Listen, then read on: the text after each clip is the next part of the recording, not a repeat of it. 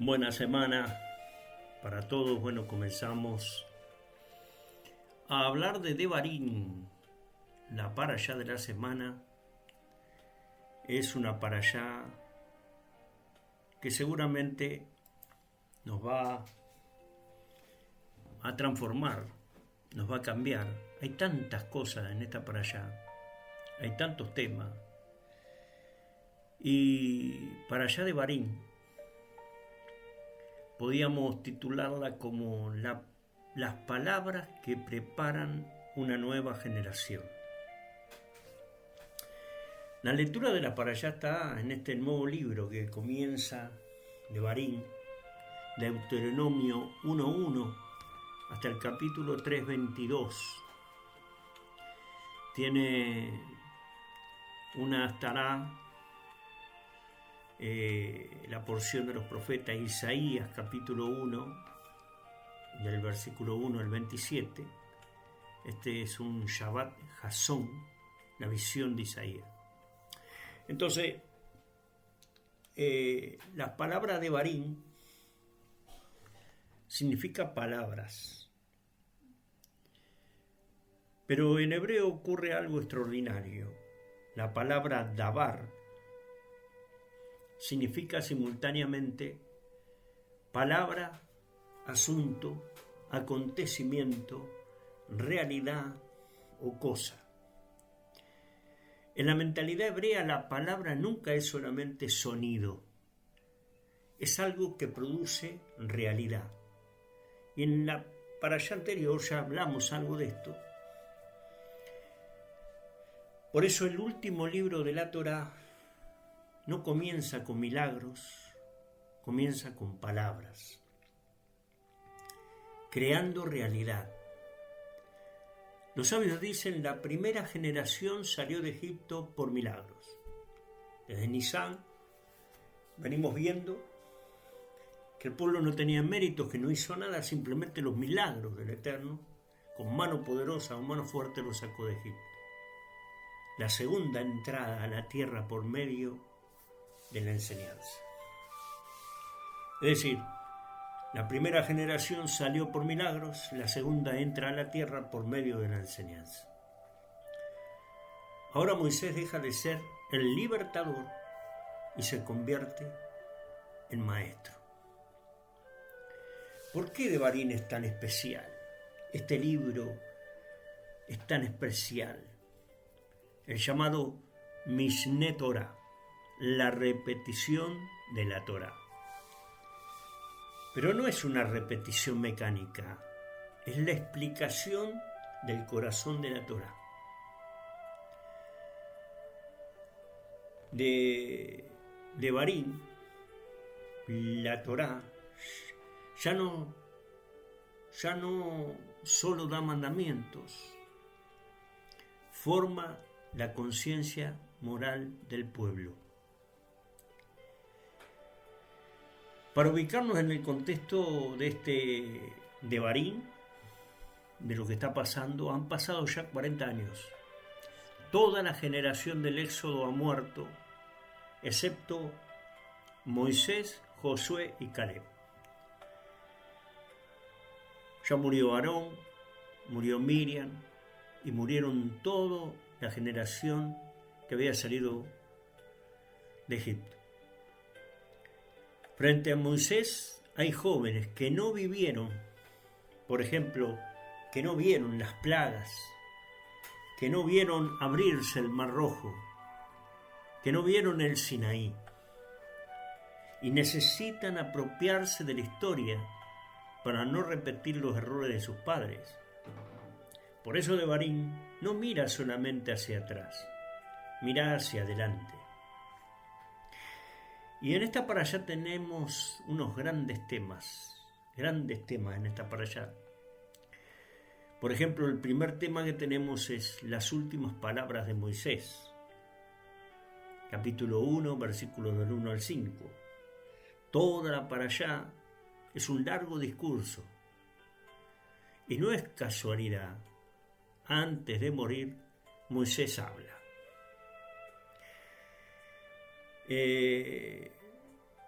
un resumen histórico. En un remes podemos decir que las últimas palabras revelan lo esencial, ¿verdad?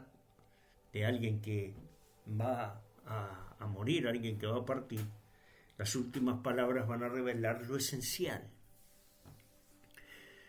En el Drash, los sabios enseñan que una persona puede olvidar muchas enseñanzas, pero jamás olvida las palabras últimas de alguien a quien ama. Y en el secreto, en el sod, en el misterio, el último mensaje es el que prepara el comienzo de una nueva etapa. Y aquí hay una conexión con Yeshua, el Mesías, que antes de ascender, Yeshua, el Mesías de Israel, también reúne a sus discípulos y les deja sus últimas instrucciones. Habiendo estado con ellos 40 días, le deja sus últimas instrucciones y parte, se va. Ambos líderes saben que la continuidad depende de la transmisión fiel de la enseñanza. Segundo tema que tenemos también es la reprensión con amor, tojejá. Moisés recuerda, este es un tema impresionante, muy importante, la reprensión, que lo vamos a tocar a profundidad. Reprensión con amor, tojejá. Y Moisés recuerda Oreb, Taberá, Masá, Ibrot, Ataabá, Kadés, pero lo hace de manera muy delicada. Muchas veces menciona solamente el lugar, solo les marca el lugar, no describe el pecado que hubo allí, no describe lo negativo de ahí. En un nivel Peyat es un recordatorio histórico. En un Drash, Rashi explica que Moisés evita avergonzar públicamente al pueblo. Los corrige con respeto.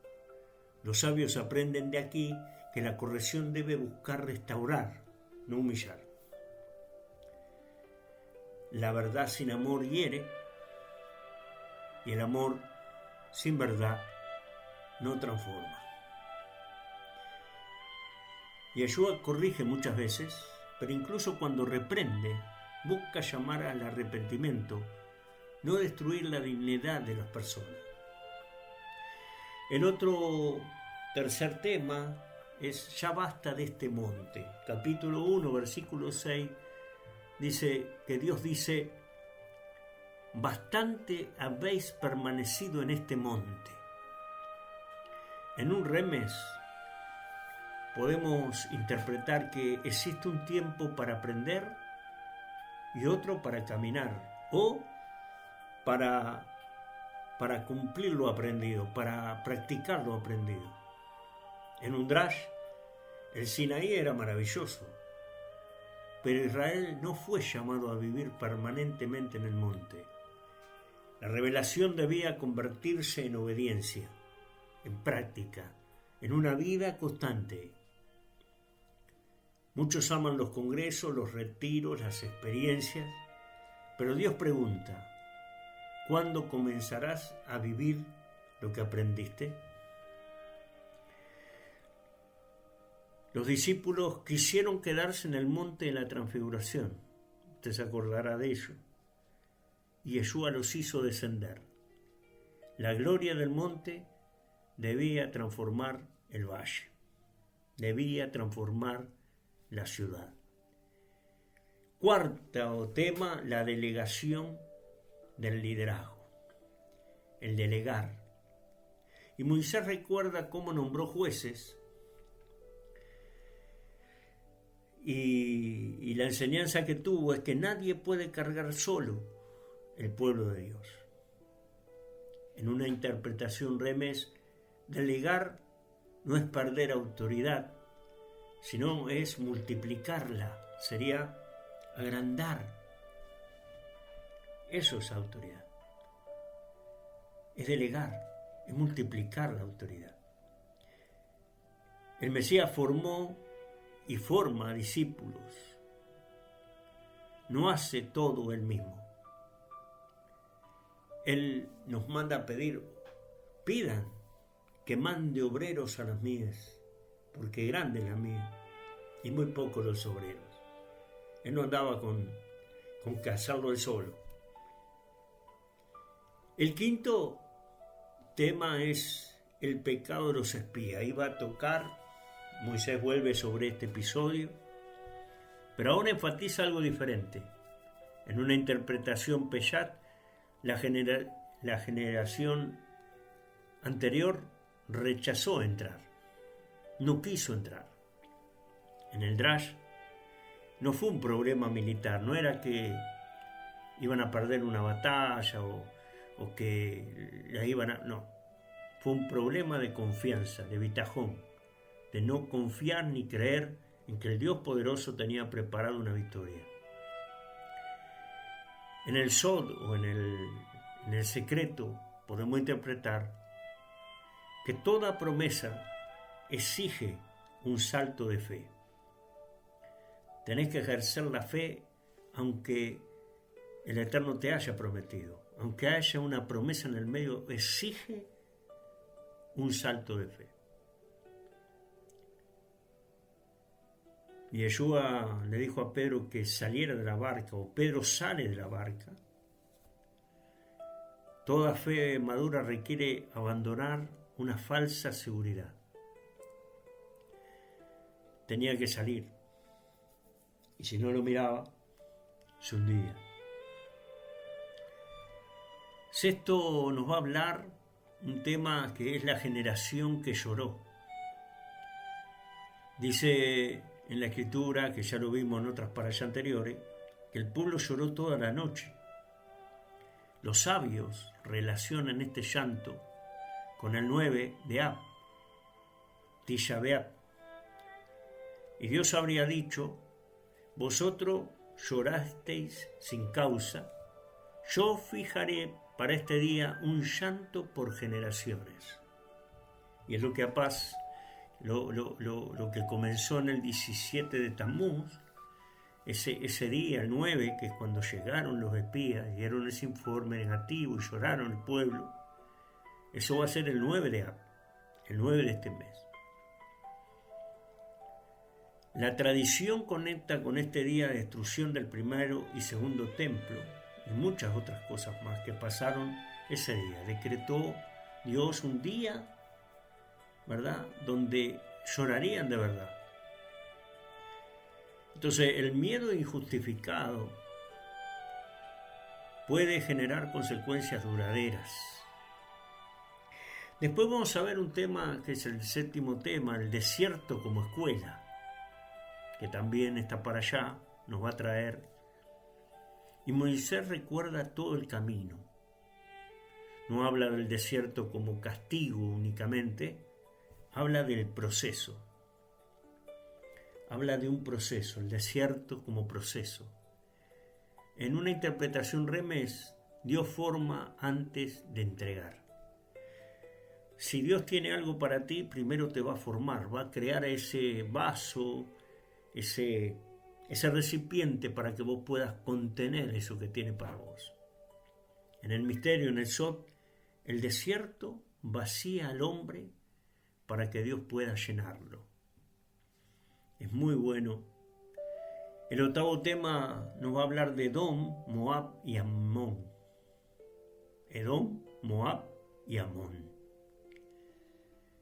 Dios prohíbe conquistar estos territorios.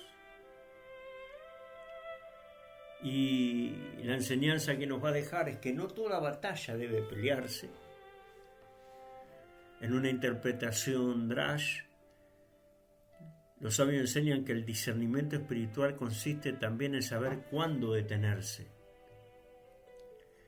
Y muchas veces el Mesías se retira cuando intentan hacerlo rey o cuando buscan prenderlo antes de tiempo.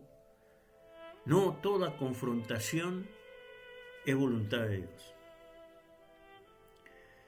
Eso también es un tema espectacular que tiene la parashá de esta semana. El noveno tema que tiene es Sihón y Og. Y aquí sí el Eterno ordena pelear, que nos enseña que hay batallas que deben enfrentarse. Entonces hay como un equilibrio. Algunas batallas no tenés que pelear, pero hay otras que sí. Estas sí tenés que pelear, tenés que enfrentarte.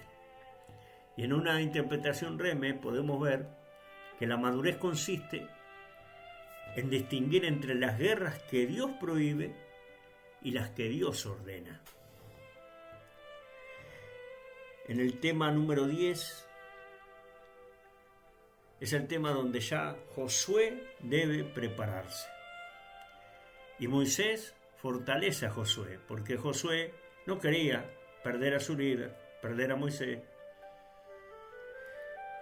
Y la enseñanza que nos trae es que todo verdadero líder prepara a quien continuará la obra, quien continúa, deja a otros líderes.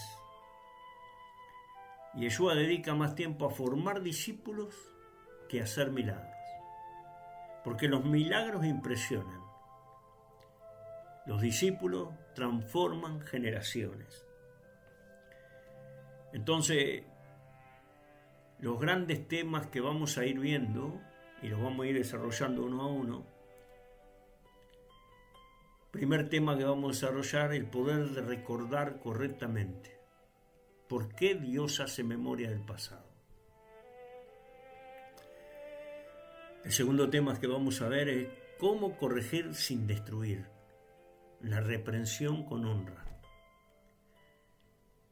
Tercero, como ya veníamos diciendo, ya es suficiente alrededor del monte. Y acá vamos a explicar el peligro de vivir solamente de experiencias espirituales. El cuarto tema que vamos a tocar es que delegar también es espiritual. El liderazgo que forma nuevos líderes. El quinto, el miedo que roba el futuro. Los espías y la incredulidad. El sexto tema, el llanto equivocado. Cuando el temor reemplaza la confianza. El séptimo tema que tocaremos, el propósito del desierto. Proceso antes de promesa. El octavo tema, las batallas que Dios no quiere que pelees. Y nos va a hablar de esto, del discernimiento espiritual. El noveno tema que nos trae Devarim, las batallas que sí debes enfrentar. Y acá vamos a hablar del coraje y obediencia. Y el último tema, el tema número 10, preparar la próxima generación. El legado espiritual. En una lectura pardés, hermanos, Peshat, por ejemplo, literal, Moisés resume 40 años de historia,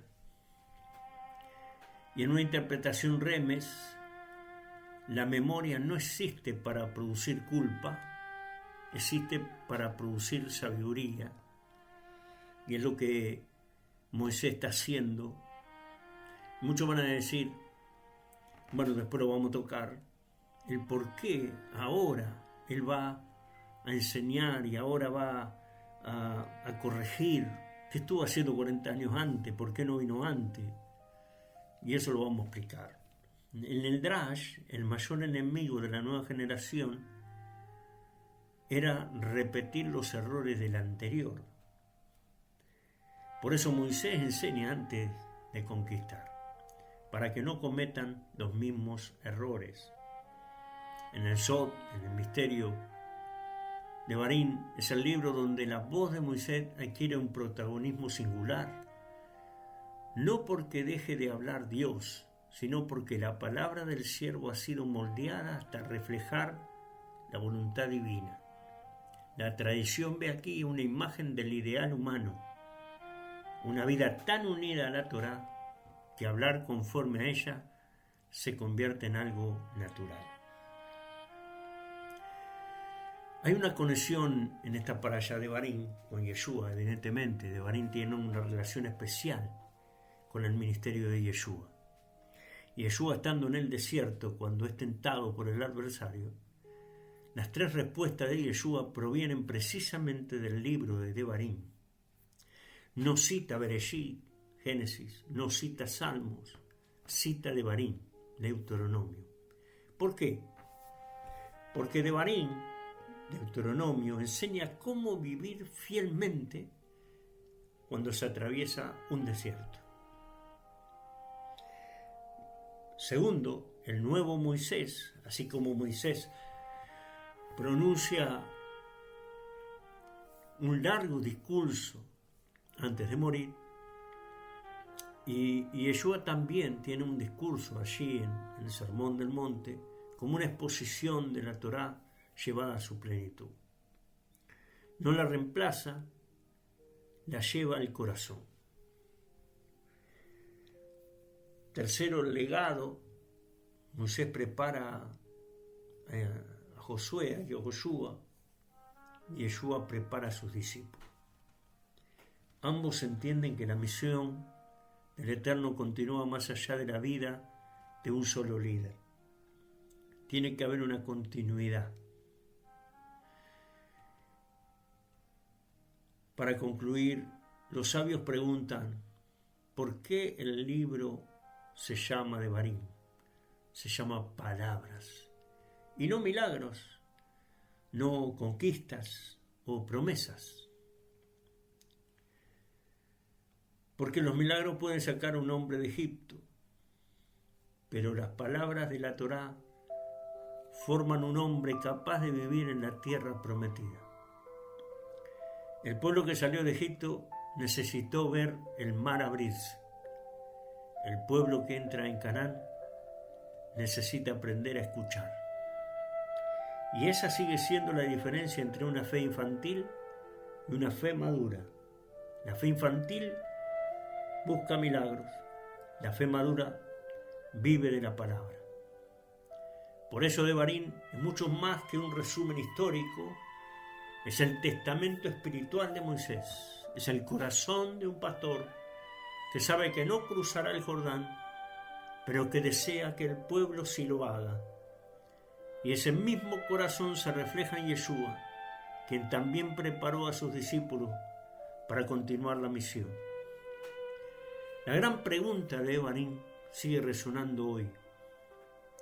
¿Qué harás con las palabras que Dios ya te ha dado?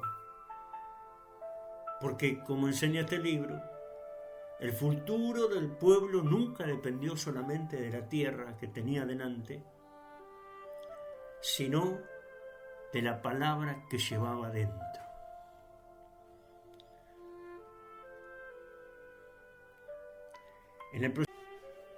Con el primer tema de la parashá de Devarim,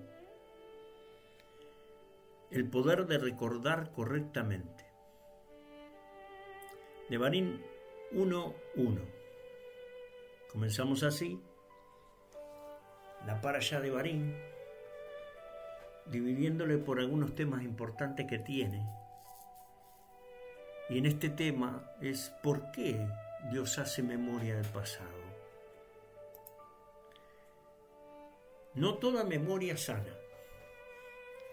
Hay recuerdos que esclavizan y recuerdos que redimen. Estas son las palabras que habló Moshe a todo Israel. Devarim 1:1. Repito, estas son las palabras que habló Moshe a todo Israel. A simple vista, el libro de Devarim parece una repetición de la historia. Pero si Dios ya había inspirado los acontecimientos en Shemot, Éxodo, Vaikra, Levítico y Números, Bamidbar, ¿por qué volver a contarlos? ¿Se habría olvidado el pueblo o había algo más profundo? Y los comentaristas responden con una frase extraordinaria. La memoria no existe para conservar el pasado. Existe para transformar el futuro. Devarim no es un libro de historia, es un libro de interpretación. Moisés no cambia los hechos, cambia la manera de mirarlos. Y allí encontramos una de las claves más profundas de la vida espiritual.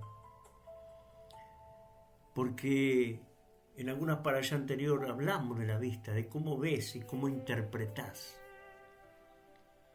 Primero, el significado de Devarim.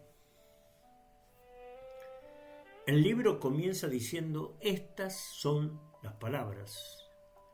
No dice, estos son los milagros. No dice, estas son las batallas. Dice, las palabras. Porque los milagros impresionan. Las palabras forman. Los milagros producen asombro. Las palabras producen carácter. Y los sabios enseñan que Israel salió de Egipto gracias a milagros, pero solo pudo entrar a la tierra prometida cuando aprendió a interpretar correctamente su historia.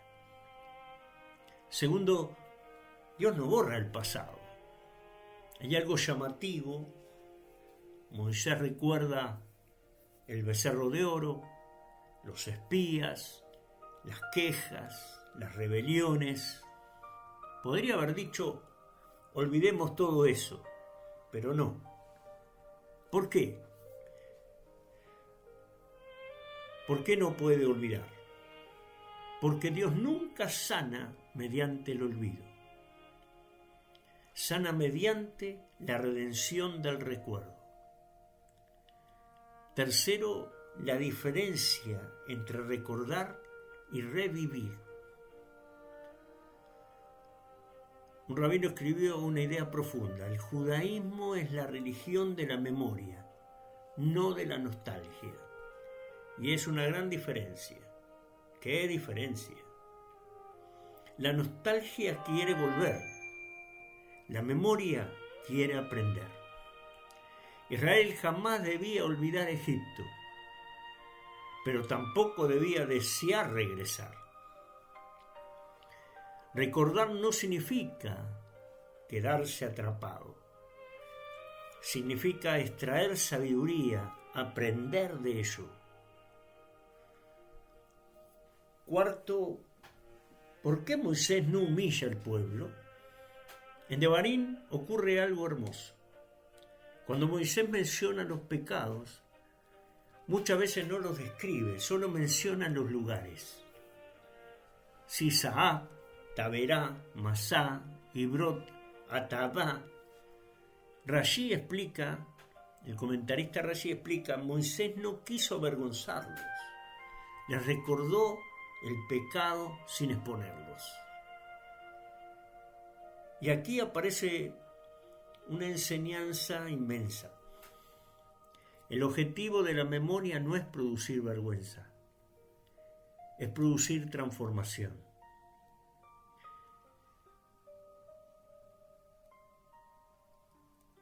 Como quinta parte les voy a hablar del Midrash del médico. El Midrash cuenta acerca de un médico que visitaba periódicamente a un paciente. Cada vez le preguntaba, ¿recuerdas aquella enfermedad tan grave? El hombre respondía, sí. ¿Para qué me lo recuerda? Ya estoy sano. El médico respondió, porque si olvidas lo que te enfermó, volverás a vivir igual. Y así hace Dios. No recuerda para condenar, recuerda para proteger. Tenés que cambiar los hábitos que te llevaron a ello. Tenés que no hacer lo mismo para no enfermarte. Tenés que no volver a hacer lo mismo para no equivocarte. En el sexto lugar hay un verbo que es sajor. Uno de los verbos más importantes de la Torá es sajor, recuerda, sajor, recuerda. No significa solamente traer algo a la mente. En hebreo esto implica la palabra Zahor en hebreo, que recuerda, implica traer al presente, actuar en consecuencia, dejar que ese recuerdo transforme la conducta. Por eso, recordar es una acción espiritual, no es un ejercicio intelectual, es una acción espiritual. Traemos al presente aquello, actuamos en consecuencia, sea una cosa o la otra, dejar que ese recuerdo transforme la conducta.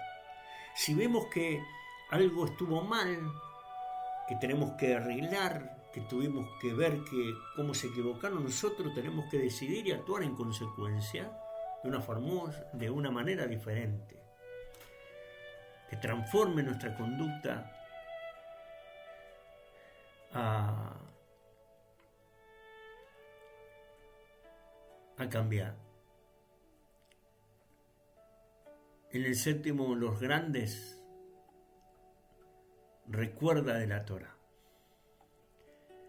Acá tenemos algunos recuerdos. La Torá ordena recordar, por ejemplo, el Shabbat. Recordar el Éxodo. Recordar a Amalek. Recordar Miriam. Recordar el Sinaí. Recordar el desierto. ¿Por qué tanto recuerdo? Porque una identidad sin memoria termina copiando la cultura que la rodea. Te asimilás. Enseguida se mezclan y se te meten y te convierten. Una identidad sin memoria termina copiando la cultura que la rodea. Increíble. No hay identidad, entonces copiamos modas, copiamos cosas, nos meten ahí. Octavo, el desierto como maestro. Moisés podría haber resumido 40 años diciendo, fue muy difícil. Pero hace algo distinto. Explica el propósito. El desierto ya no es un fracaso. Es una escuela. ¿Y qué cambió? El acontecimiento no cambia. La interpretación sí cambia. Por eso es muy importante lo que Moisés está haciendo en esta etapa. Noveno, José. José pudo recordar a sus hermanos con odio. ¿Tenía motivos? Sí. Pero cuando finalmente habla con ellos, dice, vosotros pensaste mal contra mí, pero Dios lo encaminó para bien. José no negó el dolor. Vosotros pensaste mal contra mí. Eso me fue fuerte, me dolió. No negó el dolor, pero le dio un nuevo significado. Eso es memoria redimida. Dios lo encaminó para bien. David recuerda a Saúl y nunca niega la persecución. Nunca niega que Saúl quería matarlo y lo seguía y lo perseguía. Pero tampoco permite que el resentimiento escriba el último capítulo de su historia. Incluso llora su muerte. Se golpea el pecho y llora por Saúl. Porque una memoria sanada ya no necesita venganza. No tiene que vengarse. El exilio. Después del exilio de Babilonia, Israel nunca olvidó Jerusalén. Por eso esta parashá llega ahora, en este tiempo, en esta semana, desde el 1 de Ab al 9 de Ab, donde cayeron los templos y Jerusalén fue incendiada. Israel nunca olvidó Jerusalén. Y es un recuerdo del lugar donde el Eterno quiso poner su nombre. Y como decía David, que no olvide a Jerusalén. Se me olvido que mi lengua se pega al paladar, que mi diestra ya se seque. Cada boda incluía un recuerdo de la ciudad. ¿Por qué? Porque recordar impedía conformarse con el exilio. Hay recuerdos que alimentan esperanza. Y pensar en Jerusalén y pensar en, lo vemos en Nehemías y lo vemos en tantos, querían volver, querían estar allí. Tenemos que levantar otra vez el lugar. Los recuerdos forman, los recuerdos dan esperanza.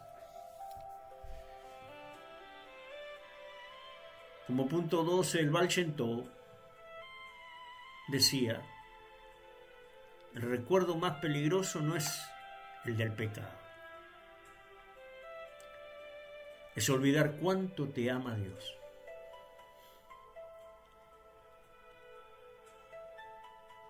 Te lo repito lo que dice el Shem Tov. El recuerdo más peligroso no es el pecado. No es el recuerdo del pecado. Es olvidar cuánto te ama Dios. Y muchos recuerdan perfectamente sus errores. Los pecados están delante de nosotros.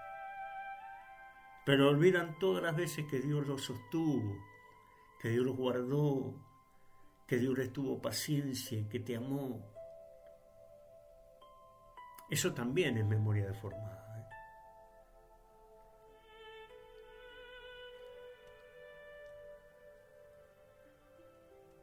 Los maestros distinguen entre dos memorias. La memoria del ego, que siempre recuerda quién me hirió, quién me ofendió, quién me falló, quién me hizo daño, ¿no? Esa es la memoria del ego. Siempre recuerda eso.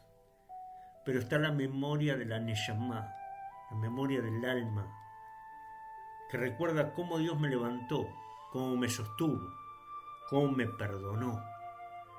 La primera produce amargura, la del ego produce la amargura. La segunda produce gratitud. Levantar tus manos y darle gracias al Eterno por todo lo que hizo y lo que sigue haciendo. Hay una historia del Magid de Budno que dice que un anciano caminaba cada mañana con una pesada bolsa sobre los hombros. Y un niño le preguntó, ¿qué lleva allí? Y le contestó, las piedras que me lanzaron durante toda mi vida. Y el niño dijo, ¿y para qué las guarda? Y el anciano respondió, para recordar quién me hizo daño. El niño sonrió y tomó una semilla. Dijo, yo prefiero guardar esto. Dentro hay un bosque. Dentro de esa semilla hay un bosque. El Magid concluía, hay personas que llenan su corazón de piedras y otras lo llenan de semillas. Ambas viven recordando, pero unas producen peso y las otras producen vida. Ya Pablo en Colosenses nos decía, quiten el peso. Quiten el peso que los asedia. Y hay un pardés de la memoria. En el Peshat Moisés repasa la historia. En una interpretación Remes podemos interpretar que cada recuerdo contiene una enseñanza escondida.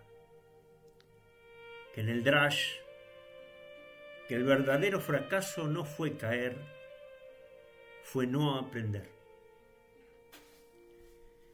En el misterio, en el Sod, enseña que la memoria espiritual conecta el alma con su propósito. Cuando Israel recuerda los actos de Dios, no solo revive un hecho antiguo, reactiva el pacto en el presente. El olvido, en cambio, no es simplemente perder datos. es vivir desconectado de la identidad recibida. Pero claro, no podemos dejar de hablar de Yeshua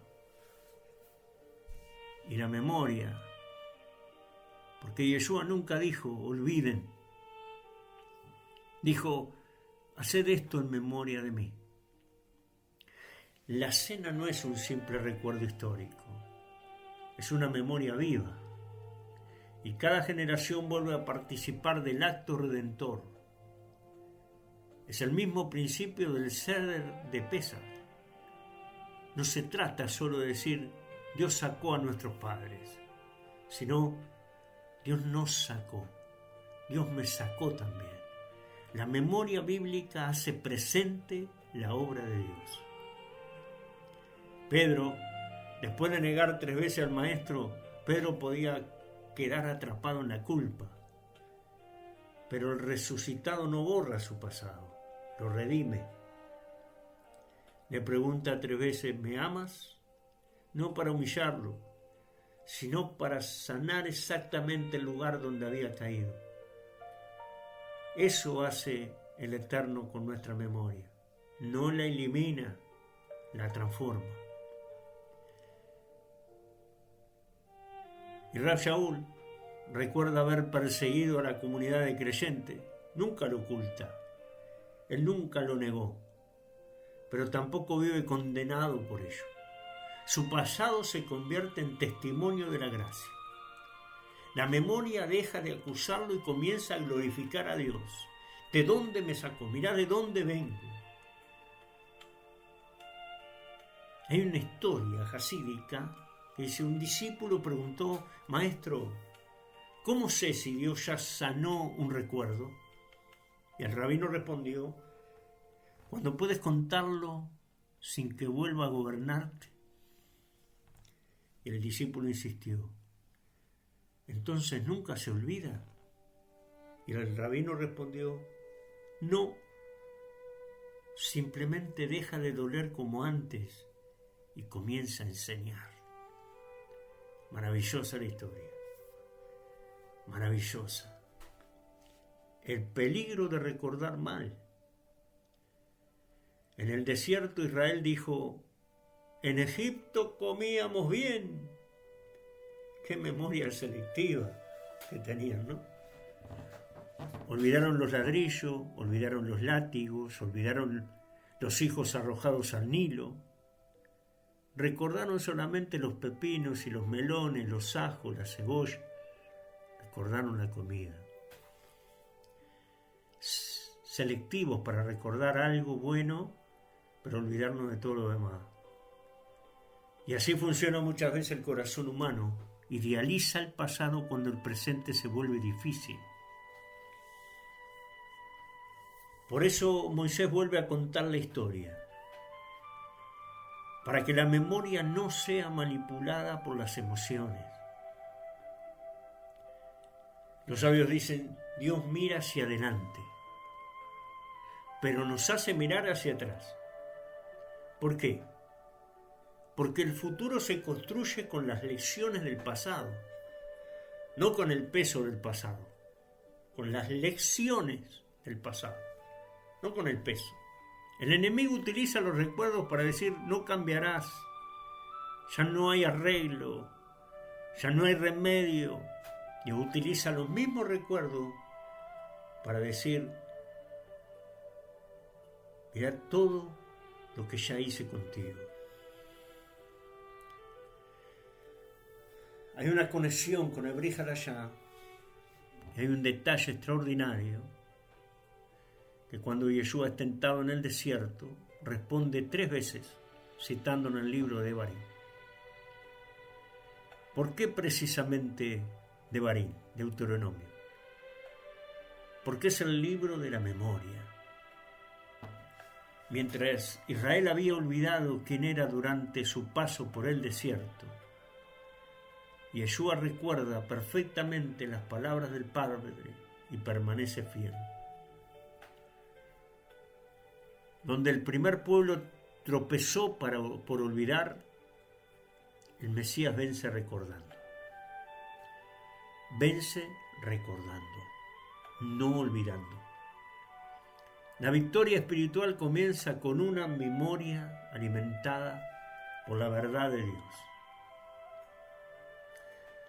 Devarim nos enseña que la memoria es uno de los dones más sagrados que Dios entregó al ser humano, pero también uno de los más peligrosos. Podemos usarla para alimentar resentimientos o para fortalecer la fe. Podemos recordar nuestras caídas y vivir avergonzados, o recordar la misericordia de Dios y vivir agradecidos. Dios no hace memoria porque necesita información, la hace porque nosotros necesitamos interpretación. El pasado no puede cambiarse, pero sí puede redimirse. Y cuando el pasado es iluminado por la presencia de Dios, deja de ser una prisión y se convierte en un maestro. Un viejo rabino decía: el parabrisas de un carruaje siempre es más grande que el espejo retrovisor. Y un discípulo preguntó: ¿por qué? El rabino respondió: porque Dios quiere que mires más el camino que tienes delante que el polvo que quedó atrás. Luego guardó silencio y añadió: pero si quitas el espejo por completo, terminarás repitiendo el mismo accidente. Ese es el equilibrio de la Torá. Recordar sin quedar atrapado. Aprender sin vivir condenado. Honrar el pasado, pero caminar hacia el futuro que Dios prepara. Esta ha sido la primera parte de la Parashá de Devarim. Bien, continuamos con la Parashá de Devarim y ahora estamos en este segundo tema. Es un tema emocionante y que debemos de aprender. Este segundo tema es cómo corregir sin destruir. La reprensión con honra. Y es un tema que sale de esta parashá de Devarim. La meta de la reprensión no es demostrar que tengo razón, es ayudar al otro a volver al camino correcto. En Devarim 1:1 dice: estas son las palabras que habló Moshe a todo Israel. La parashá de Devarim comienza con una larga reprensión. Moisés recordará 40 años de errores: el becerro de oro, los espías, las murmuraciones, las rebeliones, las faltas de fe. Sin embargo, hay algo sorprendente, que no menciona la mayoría de los pecados de forma directa. Él habla de lugares como Tofel, Labán, Haserot, Parán. ¿Por qué? Rashi cita allí el Midrash y explica: Moisés mencionó solamente los lugares para recordar los pecados sin avergonzar públicamente al pueblo. Y qué extraordinario, ¿verdad? Porque el hombre que debía corregir a toda la nación lo hizo protegiendo la dignidad de quienes estaban siendo corregidos. Y aquí encontramos una de las lecciones más profundas del liderazgo bíblico, que es la reprensión, ¿verdad? Ahora, uno puede preguntar: pero ¿dónde estaba antes Moisés? 40 años pasaron para reprender, para corregir. 40 años. Es como tener un hijo y decir: bueno, comete un error y no lo corrijo, no es la hora, todavía no es hora de corregir. ¿Cuánto tenemos que esperar? ¿40 años? Cuando tenga 40. Rashi dice, no era el momento para corregir. El tema es que Moisés era el legislador. Y ahora, antes de partir, él ahora sí va a corregir, va a enseñar. Y la reprensión es un acto de amor. En el pensamiento moderno muchas veces corregir se considera falta de amor, porque no se entiende lo que es el amor. En la Torá ocurre exactamente lo contrario. Quien ama, corrige. Por eso nosotros estamos yendo por un lado cuando no tenés Torá, cuando no tenés Torá vos vivís de acuerdo a cómo el mundo te marca, pero en este caso la Torá, la palabra de Dios que siempre tiene razón, ocurre exactamente lo contrario. Quien ama, corrige. En el libro de Proverbios dice, porque Hashem, al que ama, reprende, como el padre al hijo a quien quiere. La ausencia total de corrección no siempre es amor. Muchas veces es indiferencia. No importa. El padre que jamás corrige, abandona. Es un padre que abandona la suerte a su hijo. El maestro que nunca confronta, renuncia a formar. Es parte de la indiferencia. El amigo que nunca advierte, deja al otro caminar hacia el precipicio. Entonces volvemos a preguntar, ¿por qué esperó 40 años? Y los maestros y los comentaristas hacen una pregunta, ¿por qué Moisés recién ahora recuerda todos esos pecados? ¿Por qué no habló antes? El Midrash responde,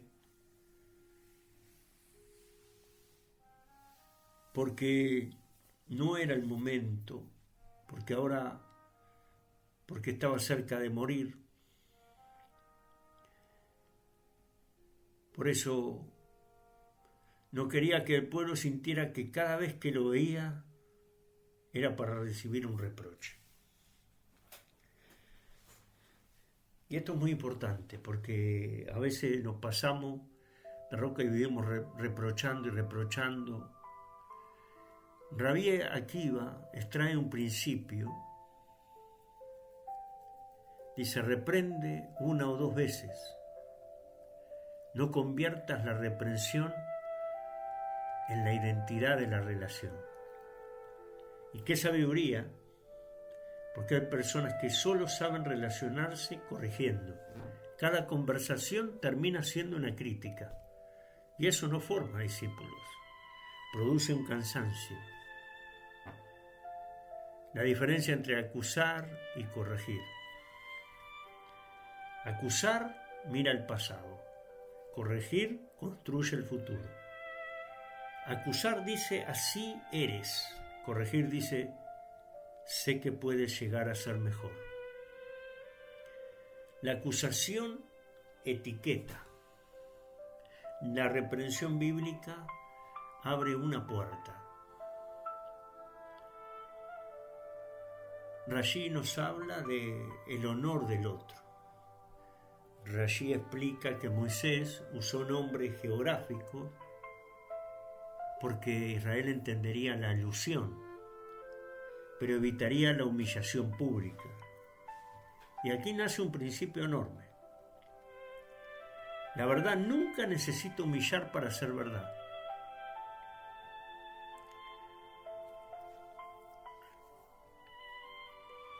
En hebreo existe una expresión muy fuerte, Malvin Pnei Javeró, blanquear el rostro del compañero. Es la imagen de alguien que pierde el color de la cara por la vergüenza. El Talmud afirma que avergonzar públicamente a una persona es una de las faltas más graves en la ética interpersonal. Los maestros usan un lenguaje extremo para destacar la gravedad de destruir la dignidad del prójimo. ¿Por qué? Porque una palabra puede herir durante años.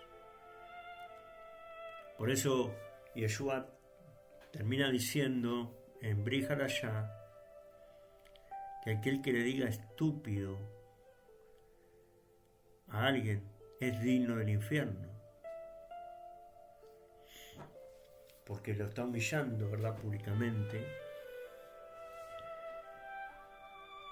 Hay un midrash que le llaman el midrash del médico. Dice: un rey tenía 2 médicos.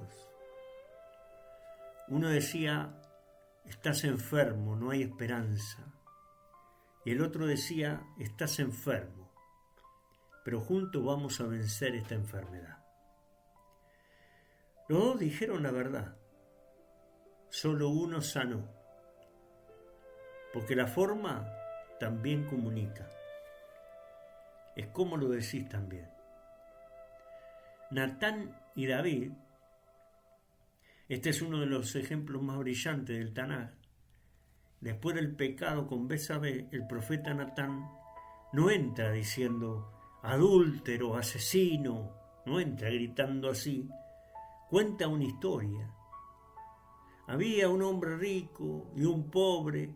El rico robó la única oveja del pobre. David se indigna. Entonces Natán dice: tú eres ese hombre.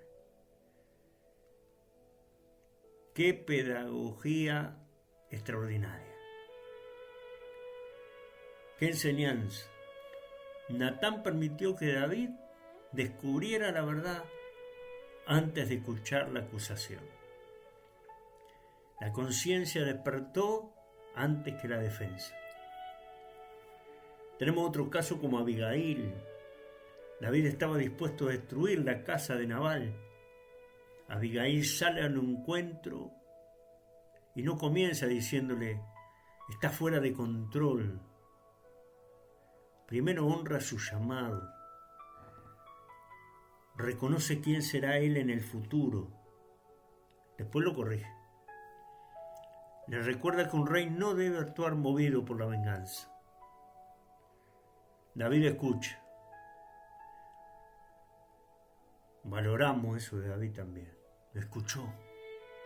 ¿Por qué? Porque Abigail habló a la identidad que Dios está formando, no solo al error del momento.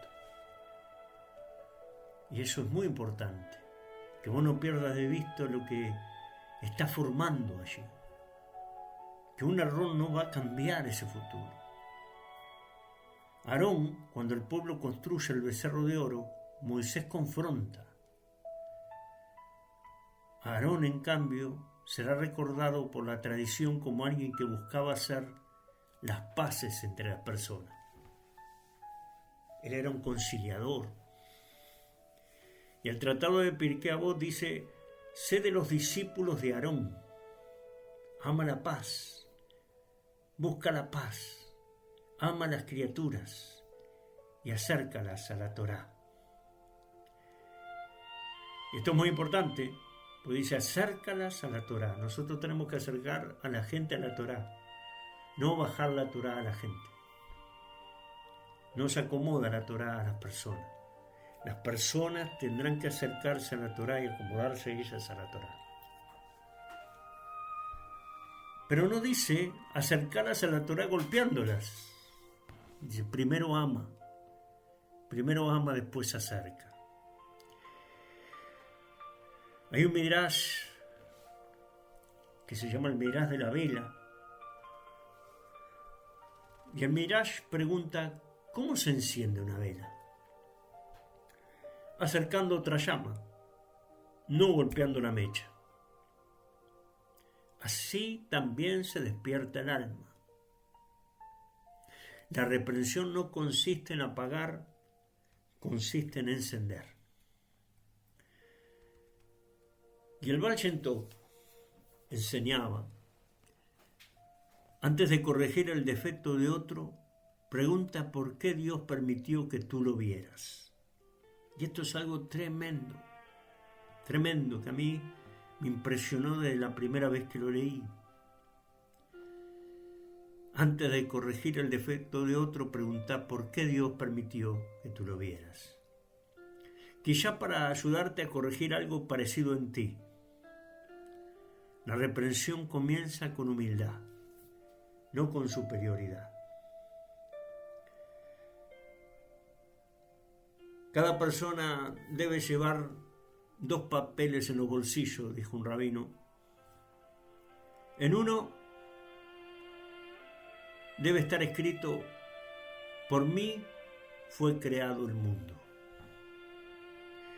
En el otro papel debe estar escrito: soy polvo y ceniza. Cuando corriges a otro, usa el segundo papel: soy polvo y ceniza. Cuando necesitas levantar a alguien, usa el primero: por mí fue creado el mundo.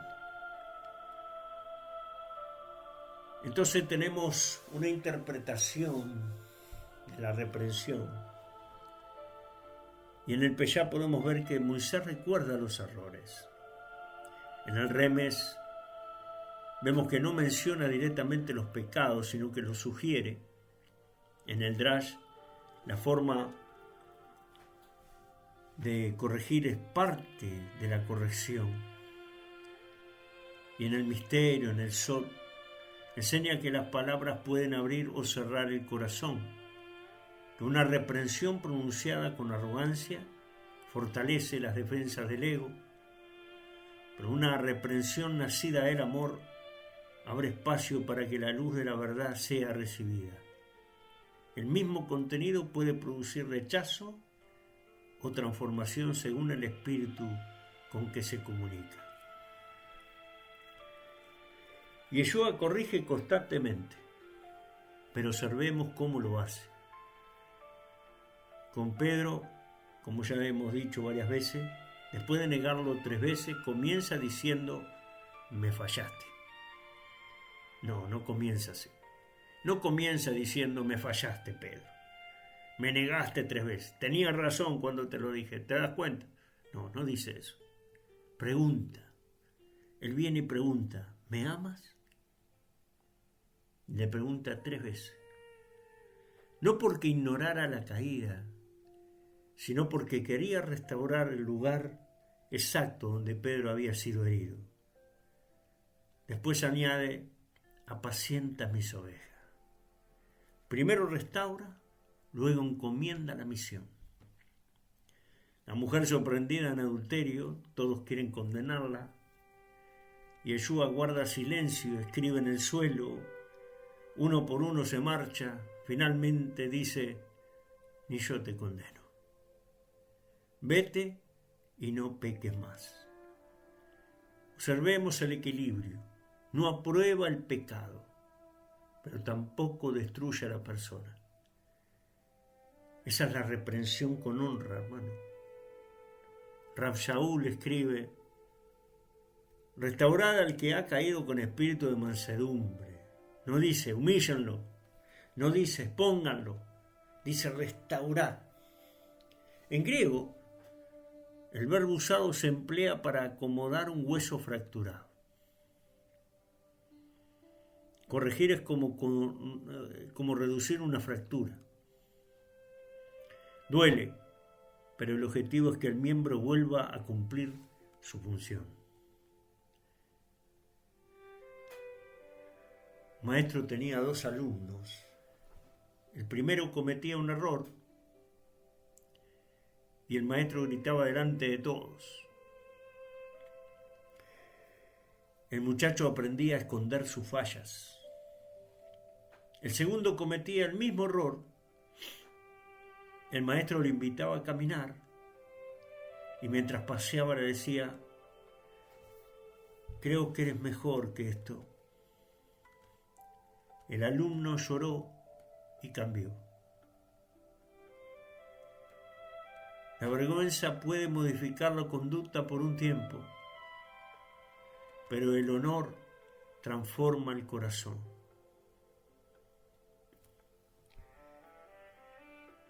Una pregunta obligada, hermanos. ¿Por qué es tan difícil corregir bien? ¿Por qué es tan difícil corregir bien? Escúcheme bien, porque solemos corregir cuando estamos heridos. Y cuando corregimos desde la herida, el objetivo deja de ser ayuda. Pasa a ser descarga, quiero descargarme, quiero...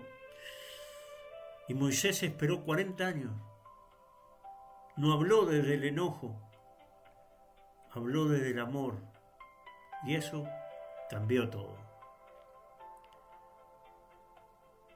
Y entonces, ¿cuándo sabes que estás listo para corregir? ¿Cómo saber cuándo estamos listos para corregir? Hacete 3 preguntas. Primero, ¿lo hago por amor o por orgullo? Segundo, ¿busco restaurarlo o demostrar que tengo razón? Tercero, ¿estaría dispuesto a llorar por esa persona después de hablarle? Si la respuesta es sí, quizás ya puedas hablar.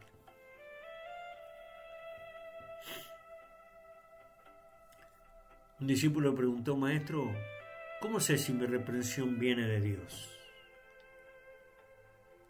El rabino respondió: cuando terminas de corregir, ¿amas más a esa persona o menos? Si la amas menos, habla tu ego. Si la amas más, hablaba Dios.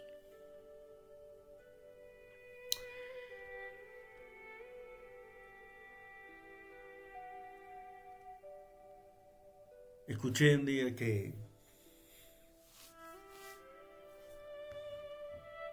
los hijos de un jajam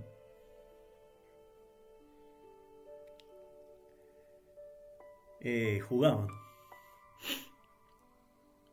de un rebe alto, un jajam, y los hijos jugaban. ¿Y qué van a jugar los hijos? Lo que ven a sus padres. Entonces el hermano mayor hacía de jajam, hacía de rap, y el hijo menor hacía de los discípulos que venían, de los seguidores. Entonces jugando dice uno: bueno, ¿qué es lo que te está pasando? Dice el rap, ¿verdad? El hermano mayor. Y el hermano menor le dice: mirá, tengo tal problema, esto, aquello, me pasó esto. Bueno, te voy a dar una lista de cómo guardar los mandamientos, de cómo tenés que hacer el Shabbat, por eso es que estás así. Bueno, y le comentó. La madre, al verlos, a los 2 días le preguntó al más chico: ¿por qué no hiciste lo que te dijo el rap? Refiriéndose al hermano, ¿verdad? En ese juego, que tenías que hacer así y así. Y el hermano menor le dijo: no, porque no es un rap verdadero. ¿Cómo que no es un rap verdadero? No. Porque un rap verdadero, cuando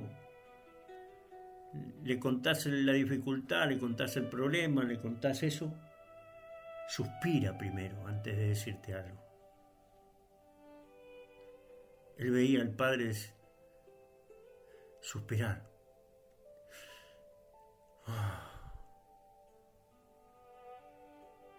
Como diciendo: primero escucho, me compadezco, suspiro, y después puedo decirle algo. Se cuenta que el rat, cuando crecieron, ¿saben quién fue el jajam? El hermano menor, el más chico. No fue el mayor. Toda la vida de Yeshua muestra este principio de que él fue firme con la hipocresía, pero misericordioso con el pecador arrepentido. Llamó al arrepentimiento, pero también devolvió dignidad. Su corrección nunca tuvo como fin aplastar, sino restaurar la imagen de Dios en las personas. Ese es también el modelo que los apóstoles transmiten en las comunidades. Hablar la verdad en amor. La verdad sin amor se convierte en dureza y el amor sin verdad se convierte en permisividad. La Torá y el Brit Hadashah mantienen ambas dimensiones unidas. Devarim comienza con una reprensión, pero no con una humillación. Moisés demuestra que un líder no es quien dice las cosas más duras, es quien logra que la verdad llegue al corazón sin destruir la dignidad de quien la recibe. La sabiduría dice que existen dos maneras de romper una piedra: con un martillo o dejando caer agua constantemente sobre ella. El martillo impresiona, es fuerte, se escucha, el agua transforma.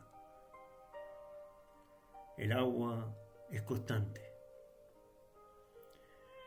La Torá elige el camino del agua y Yeshua también. Un anciano rabino enseñaba a sus discípulos: cuando debas corregir a alguien, imagina que sostienes una vasija de cristal muy valiosa. Si la aprietas demasiado, la romperás. Si la sueltas por miedo a tocarla, también caerá y se romperá. Debes sostenerla con firmeza y con ternura. Luego añadió: así trata Dios con nosotros. Nunca rebaja la verdad, pero jamás deja de sostenernos mientras aprendemos a vivirla. Ese es el secreto de la reprensión con honra: corregir el camino sin quebrar a la persona. Pero, ¿cómo es la reprensión según la Torá? ¿Cómo es esto de dos corazones frente a una misma verdad? Tan importante como saber corregir es saber dejarse corregir. Cuando estudiamos la parashá de Devarim, solemos concentrarnos en Moisés reprendiendo al pueblo. Pero pocas veces nos hacemos otra pregunta: ¿qué habría pasado si el pueblo no hubiera aceptado escuchar? Toda reprensión necesita dos milagros. Primero, que exista alguien con amor suficiente para decir la verdad. El segundo, que exista alguien con humildad suficiente para recibirla. La Torá no solo enseña cómo hablar, también enseña cómo escuchar. Por eso, hoy quisiera mirar este tema desde dos perspectivas: el corazón que corrige y el corazón que es corregido, porque ambas cosas revelan nuestro nivel de madurez espiritual. El hombre natural odia la reprensión. Existe algo muy interesante en la naturaleza humana.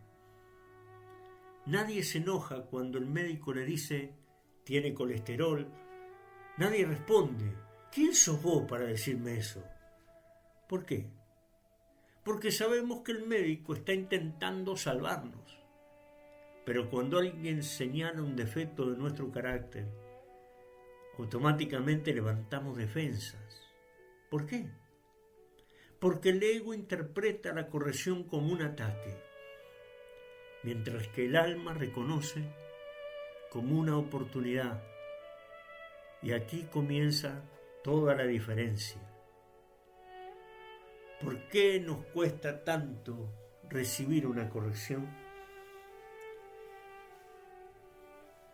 Y los maestros preguntan: ¿por qué una persona acepta fácilmente que le corrijan un cálculo matemático, pero le cuesta tanto aceptar que le corrijan una actitud. ¿Por qué confundimos nuestro comportamiento con nuestra identidad? Cuando alguien dice, estuvo mal, nosotros escuchamos, vos sos malo. Pero no es lo mismo. Dios nunca confunde una caída con la identidad de un hijo. El pecado describe un acto, no define una persona. Hay un midrash del espejo, dice que un rey regaló un espejo perfecto a su hijo.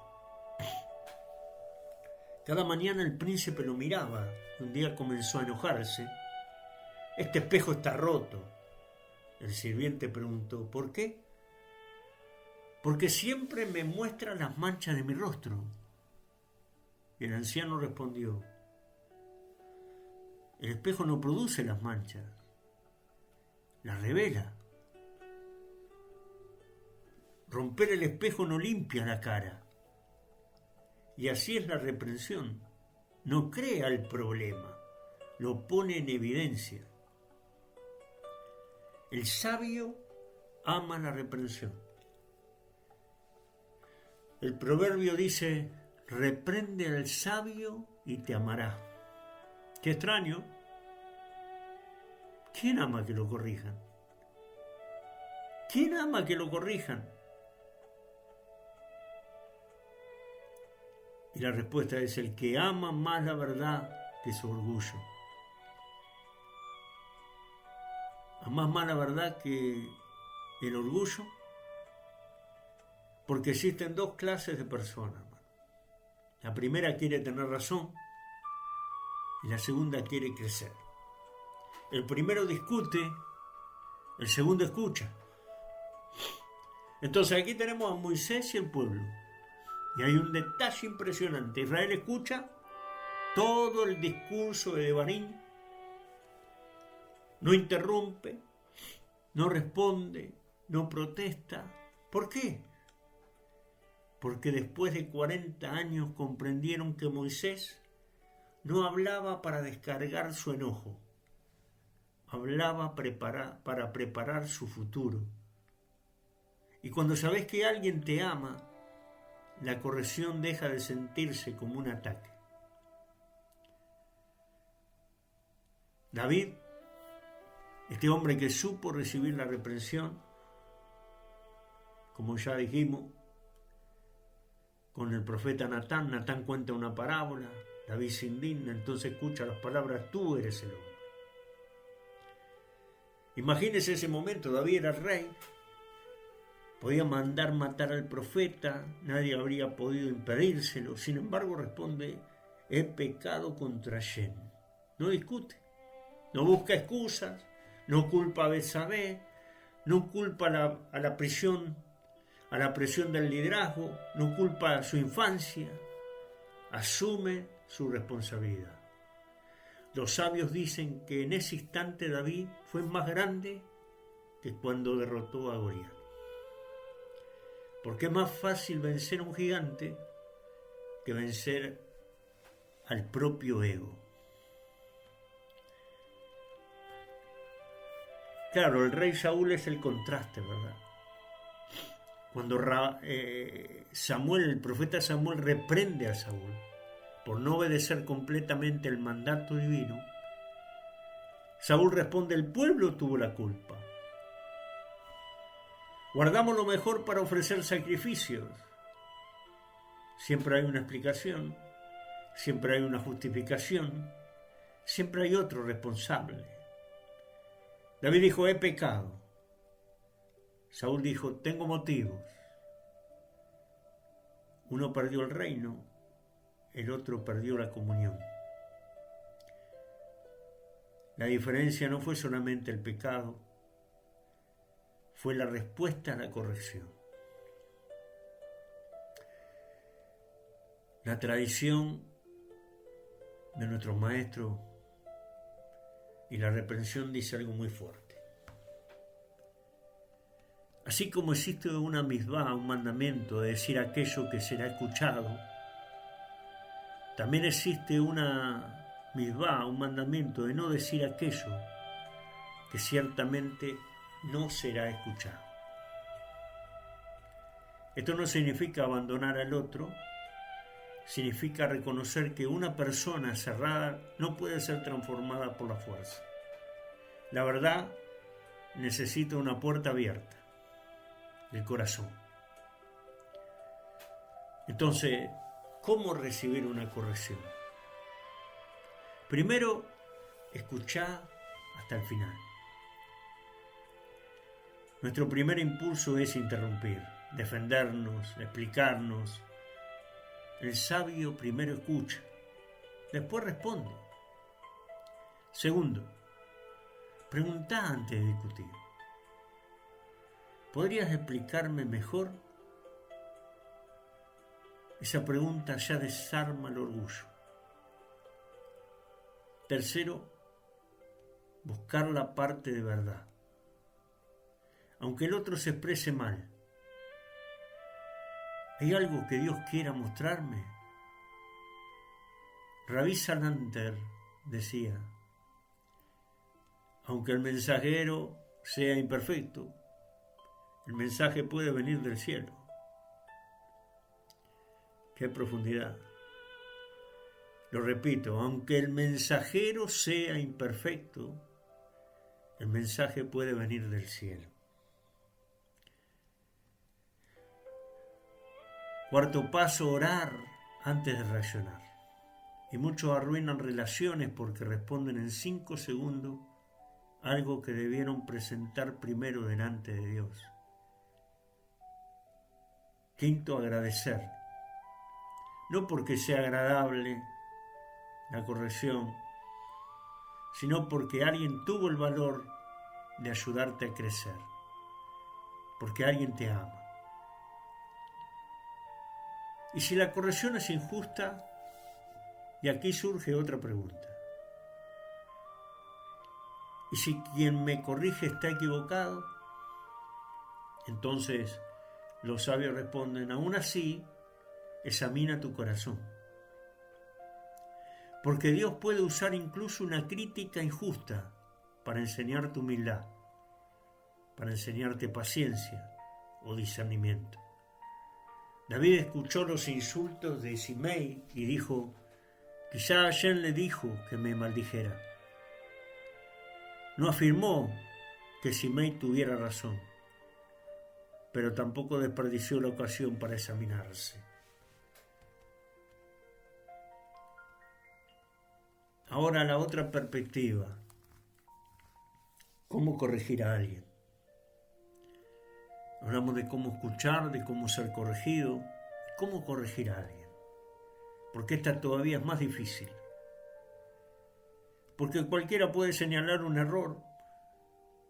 Muy pocos saben sanar mientras corrigen. La reprensión no es descargar mi enojo. Esto tiene que estar claro. Aquí volvemos a Moisés. ¿Por qué espera 40 años? Porque ya no habla desde la herida, habla desde el amor. Si tus palabras nacen de la ira, entrarán por los oídos y saldrán por el corazón. Si nacen del amor, entran por el corazón y transformarán la vida. Hay que hacerse 5 preguntas antes de corregir. ¿Estoy corrigiendo por amor o porque estoy molesto? Si es enojo, espera, no digas nada, espera. Segundo, ¿quiero restaurarlo o demostrar que tengo razón? El orgullo siempre quiere ganar, siempre quiere tener razón, siempre quiere competir, el amor quiere sanar. Tercero, pregúntate, ¿soy la persona indicada? No toda verdad debe ser dicha por cualquiera. Natán podía corregir a David porque Dios lo había enviado. Cuarto, pregúntate, ¿este es el momento correcto? Hasta una medicina dada en el momento equivocado puede hacer daño. Y los sabios dicen, hay una palabra para cada tiempo. Quinto, pregunta, ¿estoy dispuesto a acompañar después de corregir? Porque es fácil señalar, lo difícil es quedarse para ayudar a reconstruir. Con Aarón y Moisés, los sabios comparan los estilos. Moisés representaba la verdad, Aarón representaba la paz. Israel necesitó a ambos, porque la verdad sin la paz hiere, y la paz sin verdad se convierte en una mentira. Yeshua uniría ambas dimensiones, y Juan dice que vino lleno de gracia y verdad. No solamente verdad, no solamente gracia, las dos. Yeshua, el maestro de la corrección,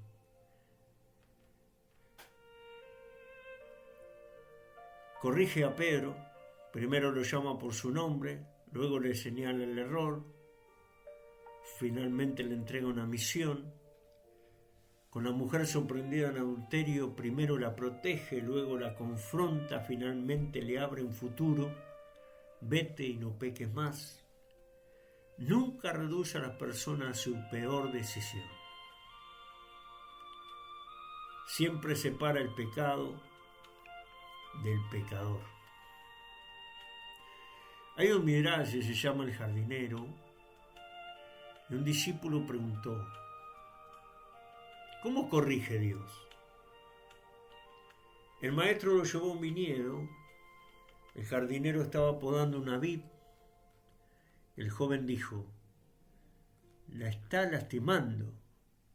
El jardinero respondió, no, estoy quitando aquello que le impide dar fruto.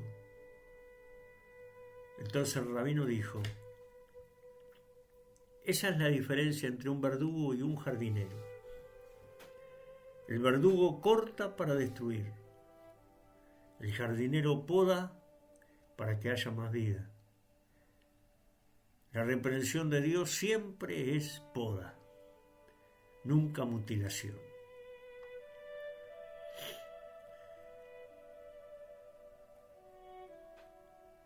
Hay una frase de los sabios que conmueve. Dicen, cuando alguien te corrige, Dios te está regalando la oportunidad de ver un punto ciego de tu alma. Y todos tenemos puntos ciegos. Nadie puede verse completamente a sí mismo. Por eso Dios usa padres, amigos, maestros, esposos, hijos, incluso enemigos. A veces nuestro mayor maestro viene disfrazado de alguien que nos incomoda. El nivel más alto, dice Israel Salander, decía que el mayor nivel espiritual no es encontrar los defectos ajenos, es alegrarse cuando alguien descubre los propios. ¿Por qué? Porque ese defecto ya no podrá seguir escondido. Y todo aquello que sale a la luz puede comenzar a sanar. Tremenda reflexión.